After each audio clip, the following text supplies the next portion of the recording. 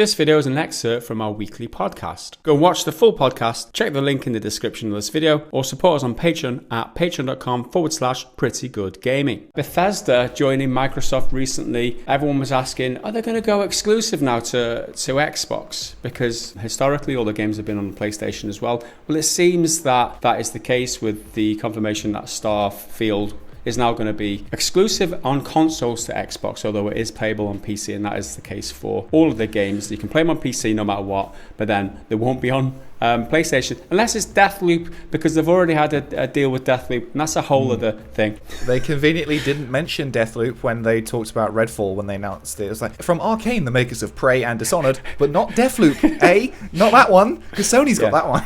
Yeah, that's true. Like I said, Pete Hines has been talking to GameSpot and IGN on the topic of exclusivity. He was asked specifically, and he sympathizes. He says, if you're a big fan of the stuff we make and a game that we're making is no longer available on your platform, I totally understand if you're unhappy or pissed or whatever. Like, I get it. Those are all real feelings and frustrations. How should you deal with that? I haven't the foggiest idea. I would never presume to say, oh, here's how you can make it better and feel better. He then talks about... Isn't that your job, as a PR person? Isn't that like your whole... I agree that I don't think there's anything he could really say to make Sony players feel any better. But isn't that literally what your job is to sell your shit to these people? You're meant to say, you can't play it on PlayStation, but that's why you need to buy our new Xbox Series X, which does this. That's your opportunity to upsell the shit that they don't have. I think he purposefully didn't go down that route of pushing the Xbox console, because he probably knows he's going to piss off a lot of PlayStation fans.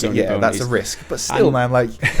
and I think he's not in that position. He's Bethesda, not Microsoft at the end of the day, and he's about games, not about platforms or whatever. The next thing he actually said was, didn't say it so much, he was alluding that it's out of his hands. There's no point in focusing on the stuff that he doesn't have control over or that he can't fix. He's focused on fixing things, and he continues in his quote, I don't know how to allay the fears and concerns of PlayStation 5 fans other than to say, well, I'm a PlayStation 5 player as well, and I've played games on that console, and there's games I'm going to continue to play on it. But if you want to play Starfield, PC and Xbox, sorry, all I can say is I apologize, because I'm certain that's frustrating to folks, but there's not a whole lot I can do about it. I do like that, going back to the point, he is a PR man, he's meant to spin shit, but I do like that he does outright say, if you want to play it, PC or Xbox, that's it, black and white, simple. And they've sort of danced around it before and tried to say it in such a way where they're not explicitly saying it. Finally, overtly saying it, it's just not coming to PlayStation. Yeah, that's going to suck for PlayStation players, but you just kind of got to get with it. I don't really like it. I'd love it if everyone could play it. Exclusives aren't great. I mean, exclusives aren't just black and white. Like, there's good things and bad things about them. But it would be great if everyone could play this game, and it's a bit of a burn because it's Bethesda, and they were developing this game before, and Xbox has kind of just come in and snatched it from Sony. So I get it, but I'm glad that he's finally saying in no uncertain terms, it's just PC and Xbox. Well, that's true. I mean, there's been a conversation on the Discord around people saying that, you know, whether it's right or wrong or whatever, and Sony, we know, so that's Sony's thing, right? Sony's deal. They've got exclusives. They don't even go to, well, they're starting to go to PC, but only after launch. Whereas Microsoft, Xbox, they're publishing games on the PC and their console. They're not like saying no PC a lot of the time like Sony do. I'm wondering whether Microsoft are getting a bit of a rough ride here about the exclusivity thing, because they literally own Bethesda. They can do what they want. But I understand from the gamer's perspective, people who own a PlayStation might feel a little bit like,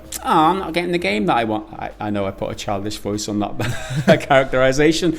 I see it from both sides. I understand the frustration, but you're not entitled to that. Like, they paid a lot of billions of dollars for Bethesda. A lot of billions of dollars. So I don't know, it's just business at the end of the day. Yeah, that's the thing. Like, I'm not mad about it. It is what it is, and it sucks if you're not in the club, in the Microsoft club. But Sony's got all of their exclusives. I mean, exactly. Both are bad as each other for exclusives, and just get a PC. So Sony's been dominating that field with, you know, The Last of Us and God of Wars and Horizons and shit for so long. Throw Microsoft a bone. Let them have Starfield. That's it. You can't be angry about exclusives if you're a PlayStation fan. Like, that's just hypocritical. It's just like you've got to acknowledge that you've had your cake. That's it. And eaten it. Exactly. He was talking then or earlier in the podcast about the specific advantages over dropping another platform, and he says, well, I'm here to tell you, and any devs will tell you this, if you go to fewer platforms, your development gets more streamlined. You're not worrying about how does it work on this box versus how does it work on that box. We're not making it on that box, so it needs to run as well as possible for this one on a PC. You know, narrow focus always helps. That's a decent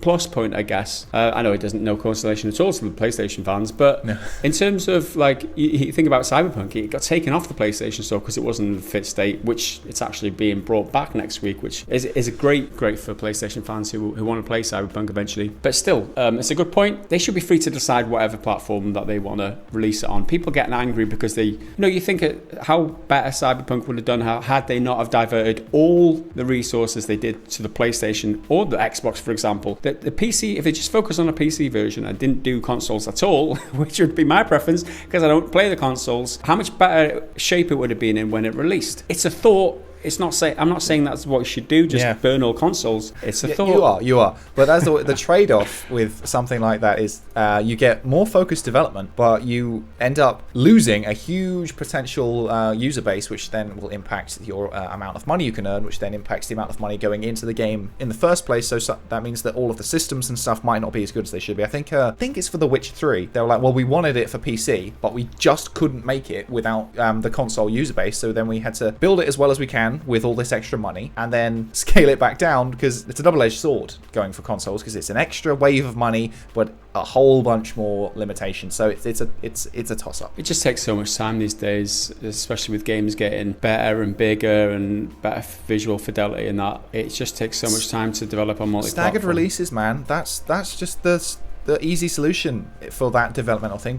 Build for the best one or the one you'll have in your head originally, be that a PC or a specific console. Once it's out, once you've got that sorted, then think about reverse engineering it and bringing it to other platforms a bit later, and not just as some shitty port. Give it the love and attention it deserves after you've achieved your original objective. He talked about Deathloop in the same vein after that, saying the same is true about Deathloop. When we decided to do a partnership with Sony on Deathloop, that game became exclusive to that platform. That development got more streamlined because we said PS5 and a PC, that's what we're focusing on. So I think in that way it does free up the developers a little bit in terms of what they're trying to get to be the game base on. The best game on God, he talks about. When you have for a PR guy too. Yeah. When you have few of those, it's going to go a little better. So yeah, one question is whether the exclusivity deal with Sony will be for the full term of the game. I mean, you've got to think it's got to be a time thing. So maybe 2 years down the line, you might get it on Xbox too. The bigger question for me is what would happen with a potential sequel to Deathloop. Microsoft then hold the cards on that. Yes, for a similar situation to like the Outer Worlds. The first one's on everything, but then now the Microsoft owns Obsidian, the next one is only going to be on Microsoft. Absolutely. Thanks for watching this video. If you want to go and watch the full podcast, head to the description of this video and you'll find a link to our new podcast channel, or head over to patreon.com/prettygoodgaming and get early access.